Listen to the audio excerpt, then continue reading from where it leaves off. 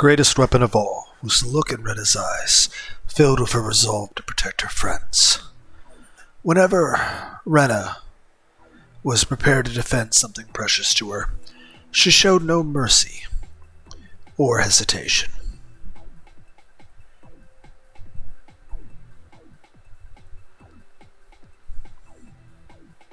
Satoko used the talented observation skills she had when setting traps to rapidly calculate what to do. If both forward and backward blocked off, then they could only escape upward. They used the trash cans as stool and climbed up on those eaves then. But they couldn't. Keiichi had sprained his leg. There wasn't anything they could do without a ladder. I'm fine. It's only temporary. This is nothing. It certainly wasn't so bad that he couldn't walk. It probably would heal quickly once he got some rest, but that didn't mean he could hope to escape their current dire straits. Why did you have to sprain your foot at a time like this? You really are a blockhead, Keiichi-san. If only we had a ladder. If you're just worried about me, I'll manage. So don't worry about me and climb up there. If you've got time to spat nonsense and start praying that I find a ladder. Ooh, God in heaven, Oyashiro-sama. Please bless us with a ladder. Huh? If praying will save us, then I'll stick my belly button out and dance. But Mi-chan, a ladder? Huh? There really was a ladder coming down from one of the eaves.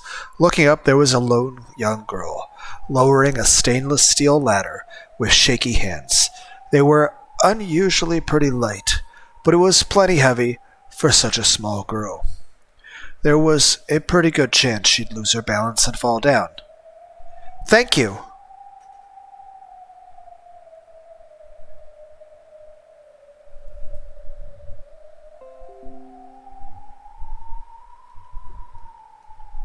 It's good now, so let go. Rena took the ladder and quickly moved it into place. Kei-chan, can you climb? If I don't climb, then those other people are dying at Rena's hands. Thanks!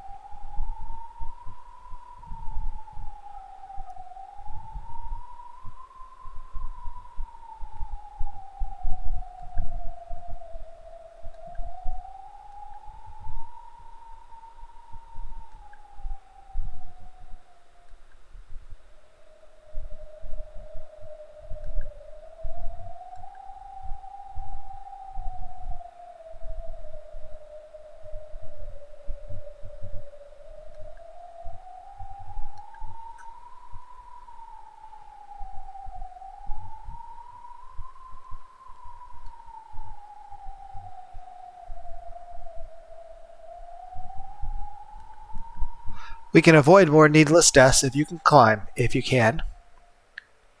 Rena had already broken off parts of the wooden sign frame, turning it into a sharp-pointed spear. Her idea was on a whole different level from just waving it around to scare people. It was both frightening and reassuring. Still, nothing was better than taking the ladder. Thank you. I don't know who you are, but thank you very much. I suppose it is worth that.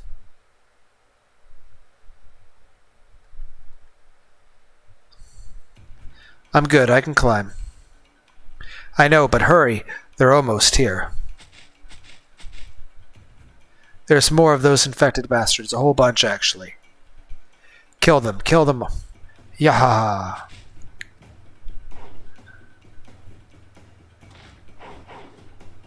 If you're out to kill, then you're prepared to be killed too, right?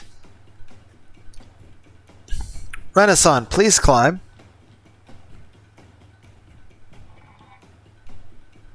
Once Rena climbed up, Mion quickly pulled up the ladder. The young girl gestured to say it was okay to leave the ladder here, before passing through the second floor window via the eaves. Below them, the young riders were spouting filthy curses as they searched for a way to climb up. This way. This place won't be safe forever. Either. Seriously, thank you. You've saved our lives. Are we going out through another window? There's no way those people won't climb up here. She exited through another window and then used an outdoor air-conditioned unit as a stepping stone to climb into the neighboring building through its own window. Apparently she had been traveling along the second floor of the shopping district to avoid the dangerous streets below. They continued moving like that from building to building and roof to roof, until they were certain they had managed to escape to a safe area. They eventually stopped at the second floor of a shop/residence. Apparently that was her shelter. We're okay. New allied to rescue made a narrow escape with the aid of someone new. We're okay. It looks like we shook them off. They just started searching for other prey. Those people just want to kill. It's like the streets are an ocean full of sharks. We're really thankful you saved us. No one knows if you're safe now or not. Well, we managed to escape that particular crisis, if nothing else. But I should thank you, so thanks. I guess I did earn your thanks. Hey, right? Hee? Hee. She had no obligation to risk herself to try and save someone else. If she was able to lock herself up tight indoors, then her best option would have been to curl up and shut out all other sounds. I'm Mabura Keiichi. You? Une is what people call me. I'm Rena. Or is it Yoon? This is Mi-chan and Satoko-chan. Nice to meet you. You really did save us at the perfect time. You were lucky, but that doesn't mean you always will be. Well, luck is another kind of strength. Is it just you here, Un-chan? Is it Un or Yoon or Une? Una? Yoon? Un? Yoon? Any others? There were, but they're not coming back. If she stayed quiet, she would be safe here. Yet that's the sad nature of humanity. Once they gain safety, they want to risk danger, whether it's wanting to make sure your family is safe or to return home. Once a person finds safety, they can't just stay there. The place certainly was a shelter. There were a dozen plastic bottles full of water lined up, and there were about 4 grocery bags stuffed full of candy bags lying there too. They didn't know how many had been there, but as long as they were frugal, they could hole up for 3 days. When people managed to create a safe space, they want to bring their family and friends into it. That's true. Staying put here and ignoring what you hear outside might be the right answer, but thanks to Un-chan, we're all safe. I can't really thank you enough for saving our lives. Are there still many more violent groups like that one? There's more than that. There's plenty. Figures. Still, they're not running around in the middle of the night, right? The neighborhood watch and Hinamizawa set up patrols after dark. They're frightened too. I do doubt they'll let their guard down and start snoring. Even so, it should be a little safer than moving in the middle of the day. The Sonozaki Group's office isn't far, right? Well, not in terms of direct distance. We should wait and observe for a bit. There's no need to rush. That's true. Un-chan, could you tell us a bit about what's going on in the city? Telling you won't take that long.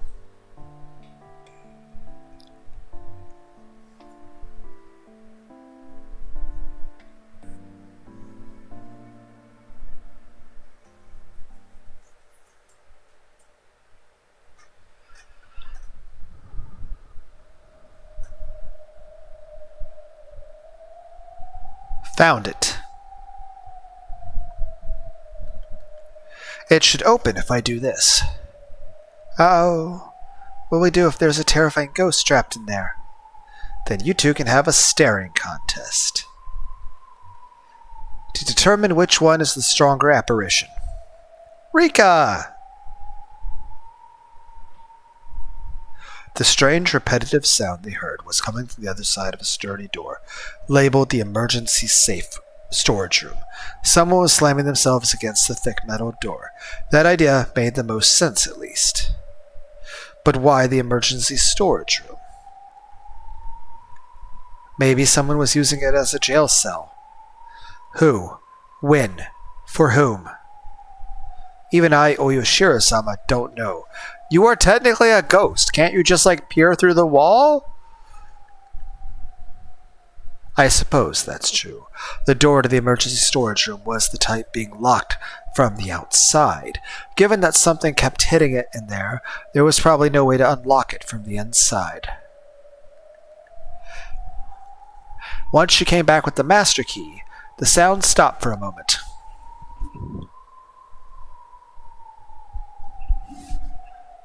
Maybe they were worn out from hitting it so much. Either that, they had gone quiet as Rika and Hanyu approached and were lying in wait for them. I'm opening it. Anytime you're ready. She inserted the key and slowly turned it. There's no way that an L5 patient was being kept quarantined in here, right? There was, then the moment she opened it, they could leap out from inside and start attacking her. That won't happen. There's no way Eri and the others would do something so senseless as locking a victim up in a place like this. Also, to be fair, if it was an L5 victim, they would have scratched out their own throat by now. Even for the 100-year-old witch, Rika, it was a hard fight. Hard to fight the curiosity of finding out what lay beyond the door. She didn't have any interest in this crazy world, but she could die at any time. So she wanted to see what happened to the world up until the very end. It wasn't some noble desire to watch over its demise, but the slightly wicked curiosity of wanting to see something scary.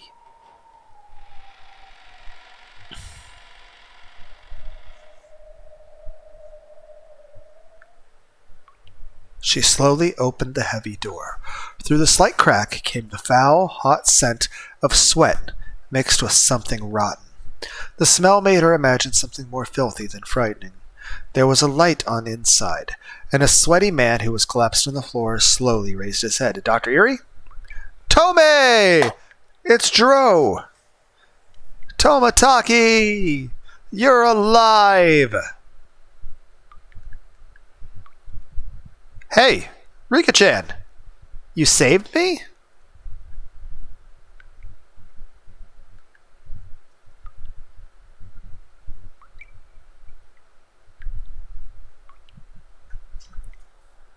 He normally is the first person to die in every story, so it's weird for him to be alive at this point. What were you doing in a place like that? Who knows? At the very least, it wasn't something I chose. Rika, look at the pipes in the back. Handcuffs. Fastened to the pipes at the back of the storage room were a pair of broken handcuffs.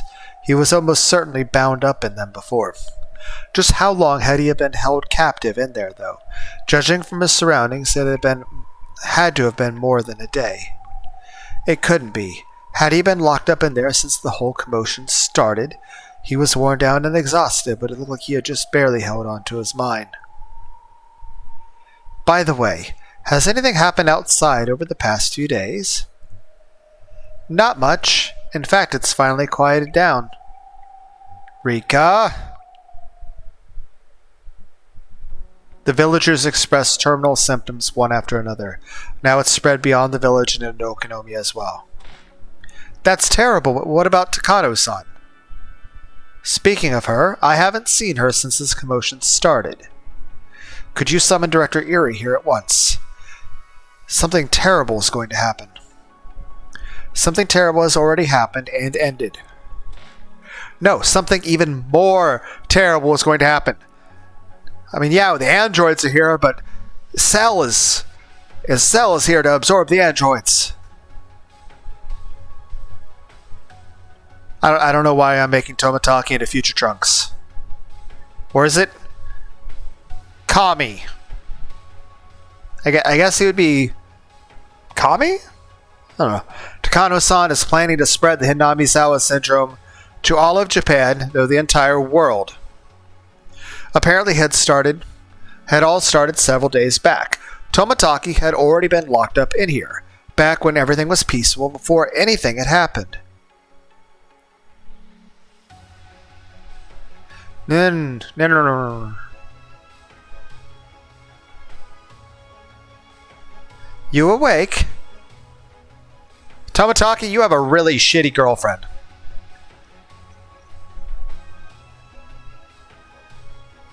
Jiro-san? He had been forced to breathe in from an ammonia bottle. Tomataki's body wavered like heavy lead as he slowly looked up at Takano. He tried to move his legs, so felt a cold, heavy sensation against them. Looking down, there were handcuffs on his ankles. They were fastened to the pipes. Takano-san? What kind of joke is this? Joke? Heavens no. This is truly a divine revelation. What are you talking about? I've been chosen by God. Yes, this is all a divine revelation. Takano's eyes looked like she was delirious with fever, though she herself was probably calmer than ever. Still, to Tomataki's eyes, she looked like she was drunk on some strong liquor and caught up in a daydream. I wish you would calm down. Could you explain this so I can understand? Yes. Thinking about it, it wouldn't be that hard to explain in a way you could understand. But I must tell you, even if you don't understand what it means at all. So, you still want to tell me then? Am I a little honored? Thank you for saying that. You really are a special person, Jiro-san. And you'd tie this special person up in a place like this? I want you to stay here until the world is finished transforming into a new one. What are you plotting? No plot this time. It's a divine revelation. I've been chosen by God. Tomataki wasn't a fool. He had a vague idea what Takano was plotting from that exchange. Don't tell me you're trying to cause something terrifying to occur, are you? There might be something terrifying indeed. But it's God's revelation. I have a feeling something wonderful is about to happen too. You're not planning to take the virus we're researching out of here, are you?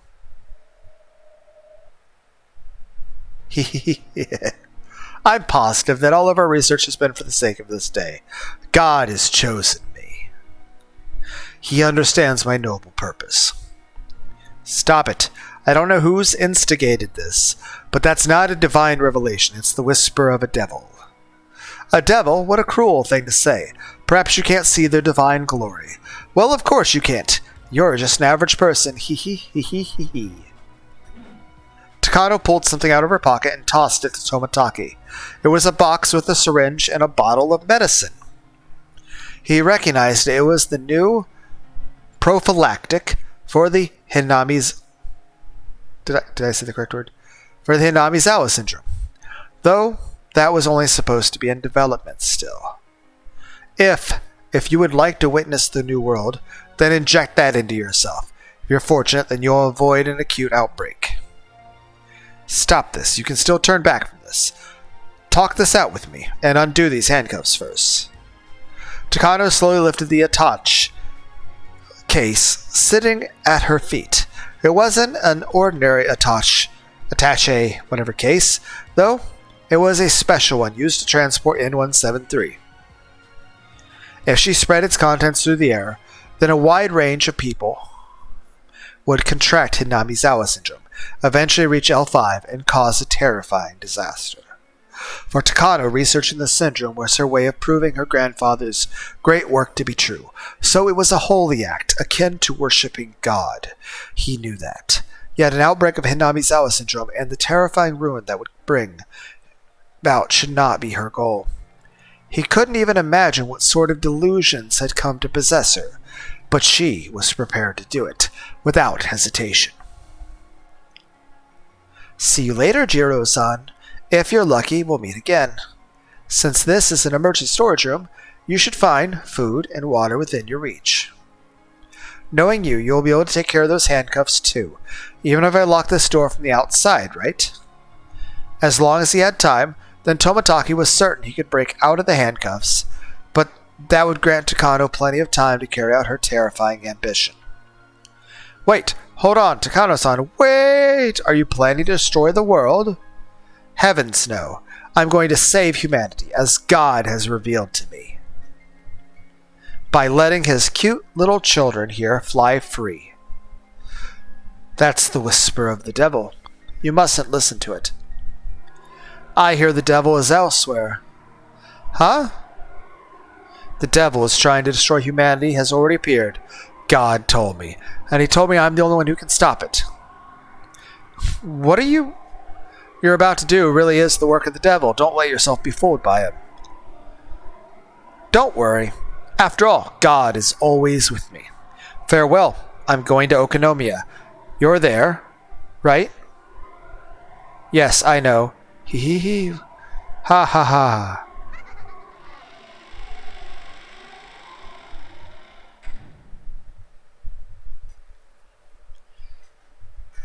Well, how could this be? Ow. As expected, I guess that woman never learns. So it's her fault again. We're too late? What a disaster. Tomataki was captured right before the incident, and it had been shut inside here up until today. It was all too late for him to do anything. Takano had already spread the infection far beyond the village. Maybe she'd already spread it to the entire city or even the entire prefecture. Tomataki shook his head many times as Rika described the present situation. The reality was hard for him to accept, but the gruesome sight of the researchers who murdered each other or took their own lives wouldn't permit him to consider otherwise. So, is Dr. Erie potentially alive? He could really be helpful? Tomataki entered the security room and started fiddling with the radio, but it didn't look like he was going to be able to contact anyone outside. According to the emergency manual, in the event of an outbreak of Hinamizawa syndrome, they are to employ jamming waves throughout the region in order to prevent the spread of chaos. Of course, the phone lines were down too, so there was no way to get crucial information about Takano's involvement to those outside. Apparently, they have already escalated to hazard level X2. What does that mean? What does that mean? It means the syndrome has spread to Shishibone City. At present, the city is quarantined off from the outside, and all the bridges have been blocked off. Hopefully, Tokyo manages to do something with that time. So all we can do is wait? Unfortunately, that's not the case. We can't leave Takano-san on the loose. She had said... Is this what Tanya the Evil looks like when she grows up?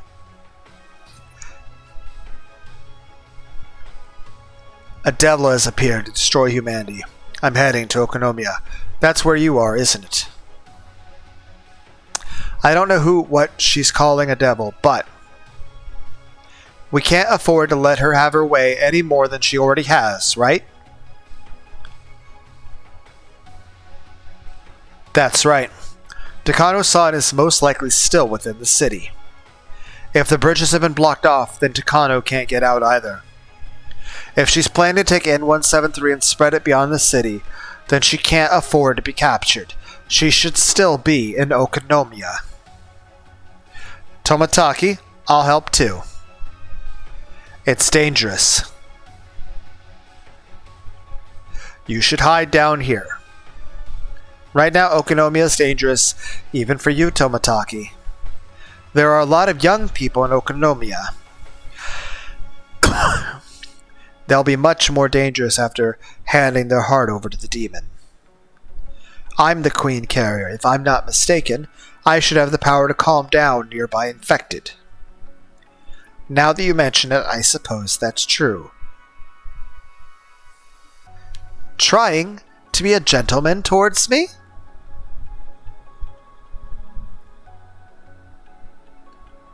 is less important than capturing Takano and preventing further spread of harm. Still, if anything were to happen to you, the worst possible outcome is already happening. Even if I were to die, things wouldn't get any worse than they already are.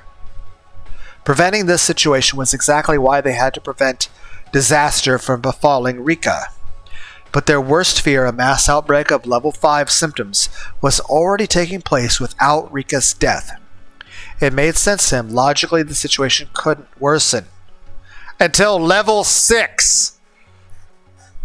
Besides, if Takano remained at large, it was likely that things would become even more disastrous.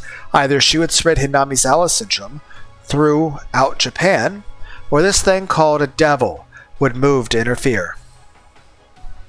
If they're a devil for Takano, then the enemy of our enemy is our ally. You have a point there. Alright, we don't have time to waste on debates. Don't stop me, Hanyu.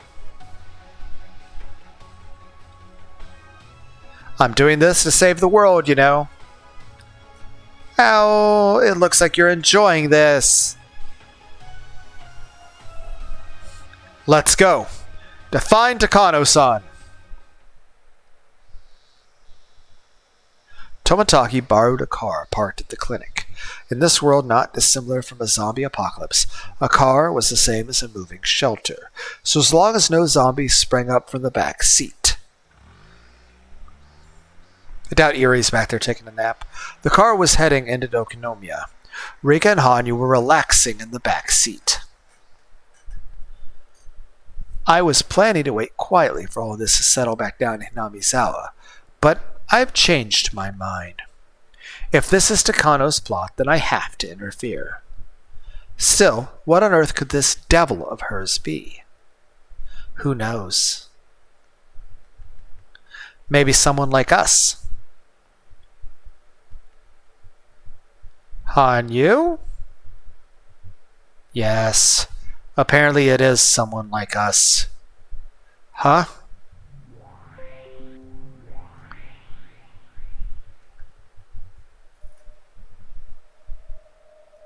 Though they had just been inside the car, it felt like their souls were floating up out of their bodies. Next thing they knew, Rika and Hanyu found themselves in a strange, dreamlike world. What was happening? That sensation, Hanyu's expression had grown solemn, like when she spoke of her past thousands of years ago. That was when something akin to mist began to flicker and coalesce into human shape. What?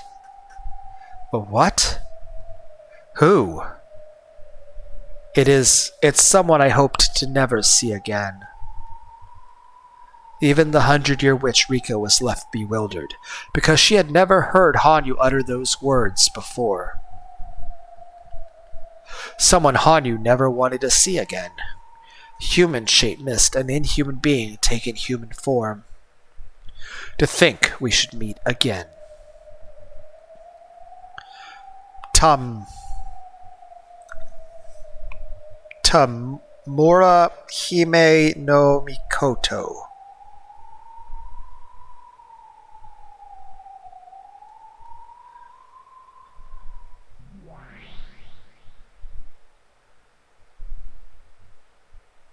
Leader of the Horned People, Hanyu. I have had no desire to meet with you once more.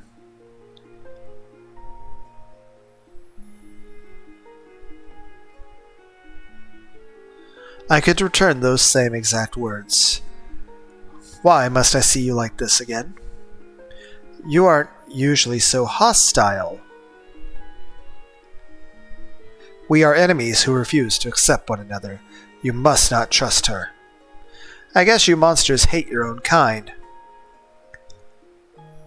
I remember there also being an anime version of where there's like a really tall, very busty woman. But that's an entirely different scenario. That's one where Satoko became evil. I will not permit you to call me the same as the demon hiding her horns. Know your place, priestess of the horned people. Rika got a sudden headache from her sharp gaze. Her hardened eyes carried not only supernatural power, but enough rejection and scorn to cause physical pain. Thinking back, Rika had only ever received constant respect, no matter how many hundreds of deaths or years she had lived through. She had never faced down such a hostile gaze before. Rika could only gulp hard in the face of that. Hanyu, do you understand why I have appeared before you?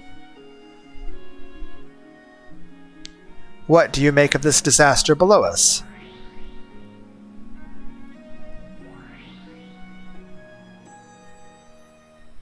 Slowly, the mist cleared beneath their feet. Finally, Rika understood. They weren't inside the mist, but inside a cloud. Below them was a sight like one might see from an airplane. Even without straining their eyes, they could tell the city of Okonomiya was below. Black smoke rose from various points in the city, and they could see a dark haze hanging over it. When they focused their eyes even more, they could see the people who gave their hearts over to the demons, killing each other in the streets. What an awful sight. Shudder with the weight of your own sin. All of this is the work of your own kind. No shame, leader of the horned people. From the perspective of humans like Rika, Takano was at fault. But from the perspective of inhuman beings like Hanyu, the disaster below is all of Hanyu's fault. After all, anyone said it was Hanyu. It was the horned people. Hanyu bit her bottom lip, unable to refute her claims. Takano had conducted the research to turn the horned people ferocious. Hanyu wasn't to blame for that. But that being said, the inhuman beings wouldn't allow a human to be blamed for that sin.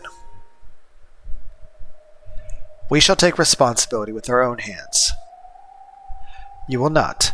This is unnecessary now. Know that your tainted horned people will not be allowed to corrupt our lands any further.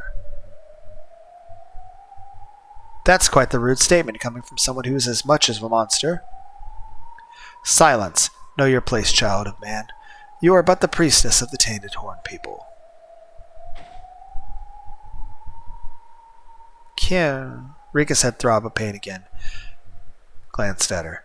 There was no doubt she was the same as Hanyu, but it was no longer even necessary to explain that the two beings were at total odds with one another. I never wish to speak to you again by any means. I, the leader of the horned people, and my priestess shall take the responsibility for ending this tragedy. You will not. Go home, tainted one. I shall take responsibility for solving the disaster brought upon my people's lands. You should return to your land of Hinamizawa and be ashamed of your immature charges. Now begone, Hanyu and the priestess. A violent shock shook her body, and the very next moment she returned to the back seat of the car. It was all like a daydream, however, it was undoubtedly real for them. That had been the cold reunion between inhuman beings after a century or possibly millennia. Divine Conference. Be part of a strange reunion of two gods. Who on earth was that? Tamura Hime. Oh! The new person who saved people at the ladder.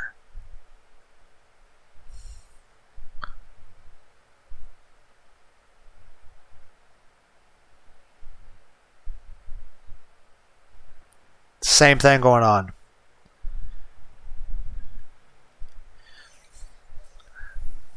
Before we ever arrived here. I see. So there's no reason to get along then. We were refugees, and it was a miracle that we finally reached this land. It was an incredible blessing to us. Oh, this is the part where you guys are space aliens, right?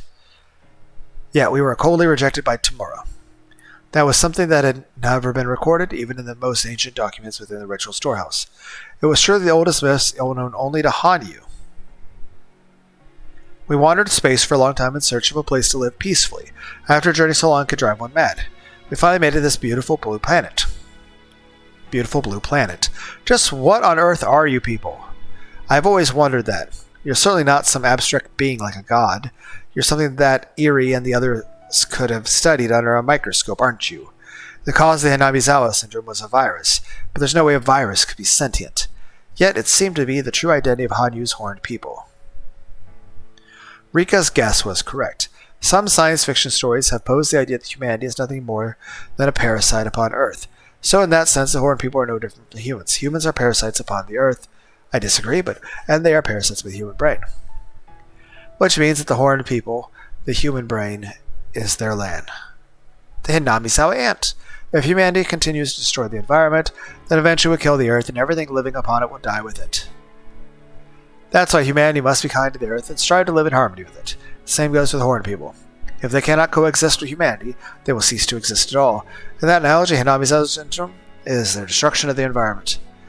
When the human becomes paranoid and mad, resorting to self-injury, acts of violence, or suicide, then the Horned People die with them. Once her reasoning reached that point, Rika finally understood a bit what Tamura said at the end, calling them immature. Most likely. Leader of another supernatural parasite upon humanity. Then, aside from the Hinamis, just how many of them are there? She had never heard it. I think I'll probably put a link in the description to that one other version of the anime where it's like going more supernatural rather than aliens. She had never heard any reported symptoms anywhere else in Japan, which meant that Tamura's race of people had obtained a means of coexistence peacefully within humanity. However, Hanyu's Horned People had yet to obtain the same skill. That's why they declared immature. Still, you can argue otherwise. Well, still there was a disaster known in Confucius back in ancient times. Yet they have spent many decades developing unique practices to control themselves and to prevent any symptoms. But then a villain, Takano, came and interfered, intentionally conducting research to turn them into a deadly virus. This incident in Hinamizawa wasn't caused by Hanyu or the Horned People. This whole commotion was caused by Takano developing N173, a new race of ferocious Horned People, and spreading them elsewhere. It doesn't look like that stubborn monster is capable of understanding. She never listens to anyone. She'll always just be cold and inflexible. From her point of view, we're no different from the virus Takano spread, and thus equally guilty. But from our perspective, it's all Takano's fault. She's the one who caused the great disaster. This great disaster. I won't be able to calm down until I punch that woman in the face. I just hope that Tamura doesn't get in our way. It would seem the land of Hinamizawa was the land of the Horned People, while all the other lands belonged to Tamura's people. Just what is Tamura's people? Also, if she was also a human parasite, does that mean everyone in Japan is? We're about to come up on the town. I don't know what we'll find here, so be careful. I know. I'll use Oyashiro's power to make sure none of the bad people come to us. It'd be better if we never have to test that power of yours at all. Ha ha ha. Tomataki, how do you plan to hunt down Takano in the town this large? Right now, Okonomiya is a dangerous town for Takano-san, too. Even if she has brought a handgun along, it won't be enough to really protect her. The mountain dogs were annihilated. Right now, Takano was nothing more than a lone woman. She wouldn't be able to last if she was attacked by the murderers wandering around with their terminal symptoms. She's probably taking shelter with a colony of evacuees. Well, it's still dizzying to think about hunting her down. If you're able to use your powers to uncover Takano-san, that would be perfect, haha. Can you do it, Hanyu? If I could, I already would be. You know, I have not met a more useless god since Aqua. Oh, she almost said Aqua, too. Another possibility would be finding a means of contacting people outside of here. If we're able to contact Tokyo, then we'll have plenty of options. The reassuring thing about Tomataki was that he could act like a normal, completely unfazed, even in emergencies like this. That was probably thanks to the effects of the new prophylactic Takano had administered. I don't know what Takano is thinking. Why did she let Tomataki live? She should have predicted that he'd become her most difficult adversary in this situation. Even after living 1,000 years, there is still the occasional human completely beyond comprehension. She's one of those people. True. The one thing we can be sure of is that if we let her have her way, then disaster will spread to all of Japan, no, all of the world. I wonder if that happens. Will all the monsters of this world claiming to be gods come to ream you out? Takano was talking about wanting to become a god herself.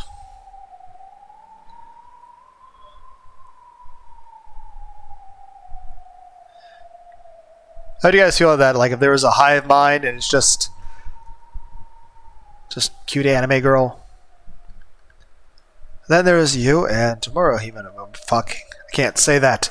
I see the human world doesn't have a say in this matter anymore. Most likely, if Hanyu is to be called a god, then there must be a disturbance in their world. Humans have just been caught up in their mess.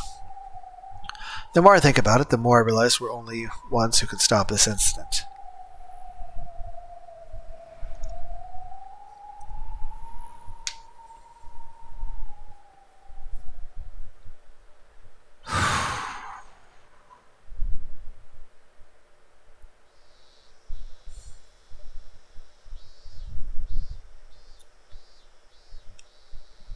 From what I can see, the office of the Sonozaki group still seems to be safe.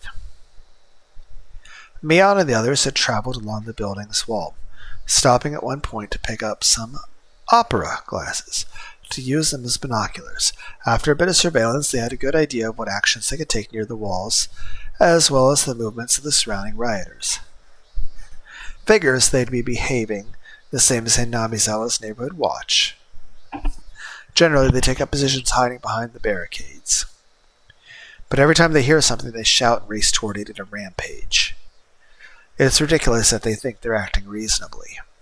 Here's the thing, if they're all L5, shouldn't they be, eventually clawing out their own throats? But now we know their behavior patterns. It also means they were the hottest back when we first ran into them. Also, shouldn't you, have an infection in your shoulder from the gunshots? I mean, technically in the actual animation, everyone got shot. How are we just casually, Metal Gear Soliding if we're, Swiss cheese? It's not like they're racing around all the time. Right. For us, the big news is all its own. Either way, we'll be unable to do anything without crossing this river. We can't go any further without crossing. So we go quietly or we go loudly. One or the other. Is your leg recovered? Let's use the cover at night and sneak across. They'll probably set up watches, but it'll still be easier than in broad daylight. We're lucky your injury is lighter than we thought. Thanks to that, we have time on our side. Most of the pain from Eon's injury came from the pain of joints and tendons that she sprained while protecting Rena. Fortunately, the wounds that caused the bleeding were all shallow. Otherwise, she'd be dead. What are you going to do, Un-chan? You coming with us? It'll probably be a little lonely here waiting for help that may never come. Everyone else said the same thing before leaving and getting killed, didn't they? I can understand how you feel. It's not like I don't want to leave here because it's scary. Do you trust us? It's not that I don't. The more I watch you all in action, the less it feels dangerous to stay with you. Every one of our club members is strong individually, but together we're invincible.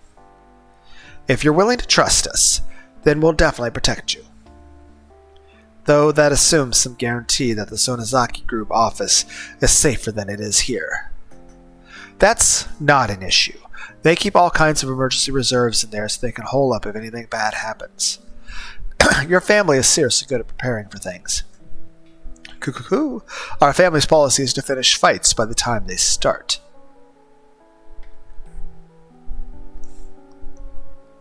We owe you for saving us, Un-san, so we'll repay that debt to you. We'll make sure to bring you somewhere safe.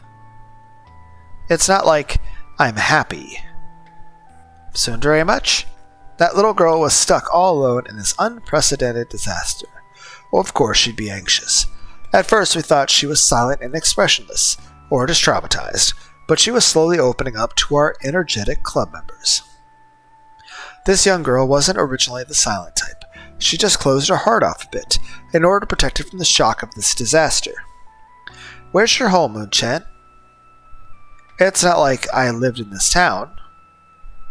Huh? Then where is your home? Don't tell me. You got caught up in this mess while hanging out with someone in Okonomiya? You must have been real worried. It's far from here. It's not close, but all the bridges are broken and I can't get home. I see. So that's sad. That's so sad. But there's one fortunate thing about that. Right, I suppose there is. It means that your family's not caught up in this uproar, so they're all safe, isn't that right? That's right. That was the one saving grace for her. She knew for certain that her family and her home were safe. The government had destroyed all the tunnels and bridges leading into Shishibone City, so it was physically cut off. That basically meant that they were admitting that it would take at least some time to determine a solution of the problem. On the other hand, though, since they went that far, they were able to keep the damage from spreading beyond the city. Those living in the city were probably depressed or enraged, believing that the government had abandoned them. But in terms of the big picture, that was the right call. Thanks to that decision, Un's home was safe. She still had hope.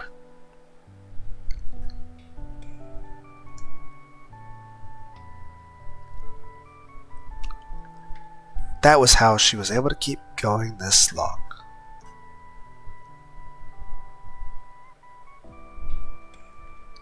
Even amidst crushing despair. Once we understood what she was going through, we all looked down for a moment, and then clenched our fists with a growing sense of purpose. If you hadn't rescued us,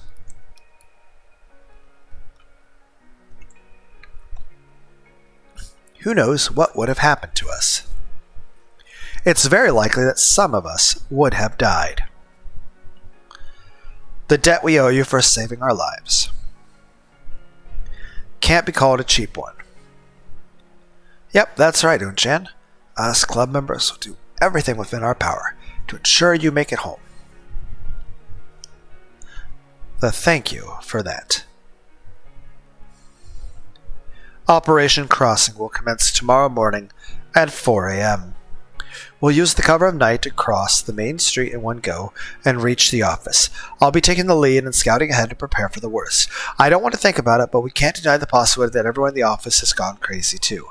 While Mion warned us about that, she seemed confident it wasn't the case. She was probably able to confirm they retained their sanity when she was observing the office with the opera glasses. We all went to bed early so that we'd be in top condition. Satoko set a trap to detect intruders, but it was hard to sleep while fearing the sound of that empty can.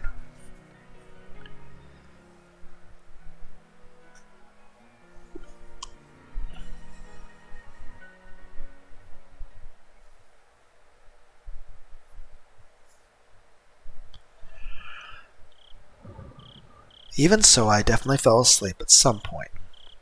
Then I woke up to Mion poking me. It's time to get up. Oh yeah. I'm surprised she woke up on time without any alarms. Michan said she didn't sleep. You were the one who slept soundest of us all. Good grief, how bold. It should be pitch black. But it isn't. You're right. Moonlight is surprisingly bright. If it really was the moonlight, it might have been a bit romantic. The traffic lights and other illumination were still on, lighting up the city without rest. Unlike Inamizawa, Okonomiya never had nights of pitch-black darkness. I didn't know if we should consider that fortunate or disadvantageous for our stealth. Occasionally there were glimpses of light from flashlights on the main street filled with rows of unoccupied vehicles. They had set up a watch, just as we predicted, but regardless, their guard was still thinner than it was in broad daylight. Okay. We can do this. We're going to be okay, aren't we? Just leave it to us. There's nothing to fear. We'll cross it easily. We have our secret weapon too. I hope we manage to do this quietly. If we rush in and make a lot of noise, we'll cause issues for those in the office too. That's true. From our reconnaissance, it looked like the Sonozaki office was cutting off all contact with the outside. They had set up barricades, and they weren't interacting with the rioters at all. If they had surrendered their hearts to the demons like the rioters had, then they wouldn't be setting up defenses, and they'd be fully participating in the hunt for the infected. But if it were to rush in while being chased by rioters, then they say the Sonozaki group is harboring the infected, and ended up causing an uproar. We had to strive for complete stealth. Yun slowly unlocked the door leading outside. Opening the door here in Okonomiya, where the streets were basically an ocean teeming with sharks, meant facing the same fear as trying to step into a lion's cage. It's not like I'm not afraid. I'll take the lead. If I fail, retreat quickly, just as we planned. Don't even think about trying to save me. Got it? That goes both ways. If I sprain my foot again, abandon me. We really will this time. So be careful, Kiichi-kun. Yeah. The operation will now begin. If something happens, leave it to me. Satoko was carrying a radio-controlled car she borrowed from somewhere on the second floor. She tested moving in a straight line with the remote controls, then set it up to drag an empty can fastened behind it. It could be our decoy if the worst happened. However, the sound would draw unwanted attention. It wasn't a trump card to help us reach the office. It was a trump card to buy us a chance to retreat if the operation failed. The success rate of Mion's operation was roughly 95%, but we still couldn't bring the chance of failure down to 0. It was Mion's policy to imagine all possibilities and prepare for each one of them, so as to ensure that the worst possible outcome not catch them off guard. She gave the go sign to Satoko's remote control plan. I'm heading out. Make sure you stay a fair bit away from me.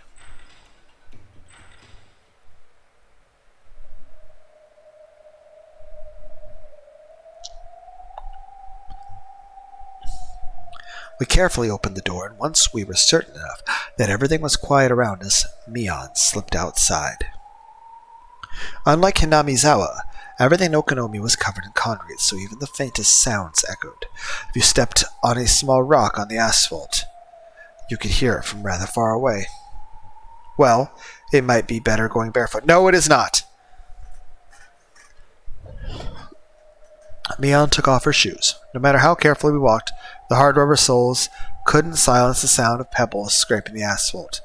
Even with socks on, it would hurt a city kid to walk on the surface barefoot. But for us Hinamizawa kids, who always chased each other around, climbing trees barefoot, walking on asphalt with no shoes was nothing. It's time to see whether or not Kiichi-san, our former city kid, can tolerate going barefoot. I've trained myself up a lot by now. Don't take me lightly. Un-chan, are you okay going barefoot? It hurts. I'm sorry. Just bear with it for a little while, okay? Mion poked her head out of the alley and checked on the river with rows of unoccupied cars. It was too easy to see across the wide sidewalk. We'd have to cut across it in one go and duck behind the rows of cars. The self-proclaimed watch also realized that clear view meant it was the best place for keeping a lookout. We could see them shining a beam of light straight down the sidewalk every now and then with their flashlights. They were excessively frightened and were seeking out an enemy. If they sensed even the slightest presence, they'd cause a lot of noise and summon their friends. This is good.